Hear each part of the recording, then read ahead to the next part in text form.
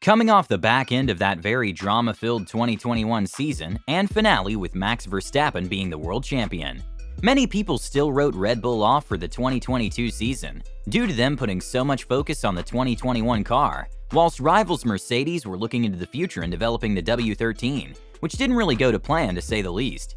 In preseason testing in both Spain and Bahrain, the talk was around Ferrari, who was going to be the ones who were going to win the championship, and this was clearly wrong. The Red Bulls were just doing their own thing, and not many people predicted they would do what they did in 2022, primarily with Max Verstappen. Even though 2022 was a phenomenal season for Red Bull and Verstappen, breaking several records, it did not all start in the way they hoped. Ferrari and Red Bull were going to be the cars fighting for the title. It was clear in Bahrain, but Ferrari just had the edge in both qualifying and in the race. Red Bull did have another issue, and this was reliability, where both Perez and Verstappen DNF'd, meaning they scored no points in Bahrain, but Leclerc and Ferrari scored maximum points. Saudi Arabia was good, showing that this fight was set to be close with Perez getting pole, and Max just edging out Leclerc to win the race, but it was not as easy as Max had hoped for. In Australia, Leclerc would take home a Grand Slam, whilst Max would have yet another engine issue, meaning he had 2 DNFs in just 3 races, not what the reigning champion would have hoped for. However, Max would go on a 3-race winning streak in Imola, Miami, and Barcelona, showing that the car had the pace, whilst Leclerc would only have 1 podium this time, being a P2 in Miami and Ferrari having power unit issues themselves. Perez would win the Monaco Grand Prix, and then Max would win in Baku with a Red Bull 1-2, whilst Ferrari had a double DNF. Then in Canada, Max would go on and win the race, whilst Leclerc had taken an engine penalty. This was really a turning point in the championship where all the momentum was with Red Bull, and questions were being asked of Ferrari.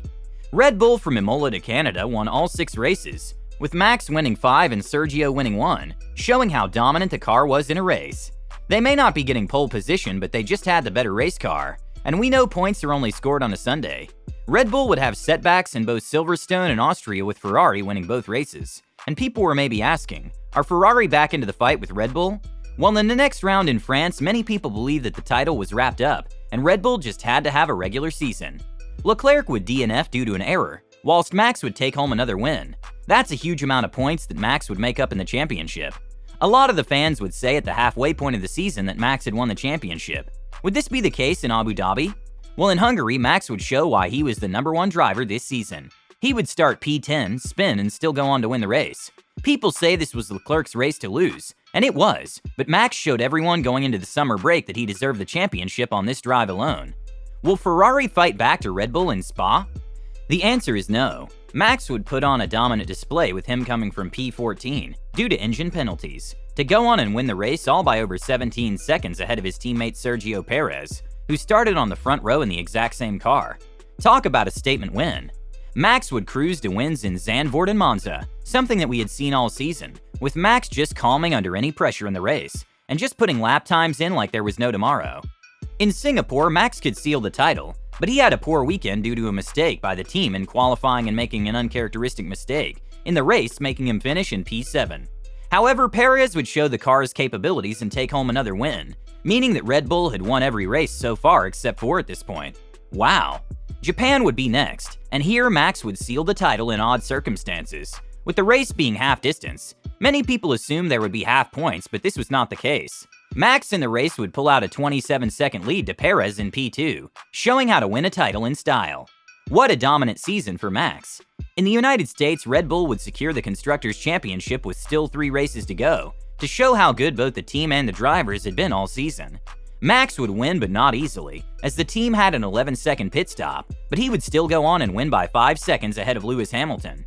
Mexico was another race in which Max showed his class, winning the race by 15 seconds, and he would put in consecutive 1-minute 22-second lap times, which was insane, and taking home the record for the most wins ever in a Formula 1 season. Brazil would be a poor race as Red Bull just did not have the pace with them finishing P6 and P7, but tensions would flare after Max did not let Checo past him, after agreeing he would. Could this be where in 2023 Max and Sergio fight against one another?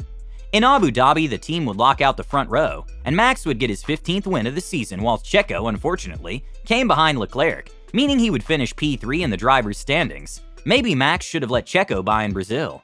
Overall, it's pretty fair to say that Red Bull dominated in both the Drivers' and Constructors' Championships, with them winning both, a season to never forget for the team. Do you think this is the most dominant season in sports history? Leave your thoughts in the comments below.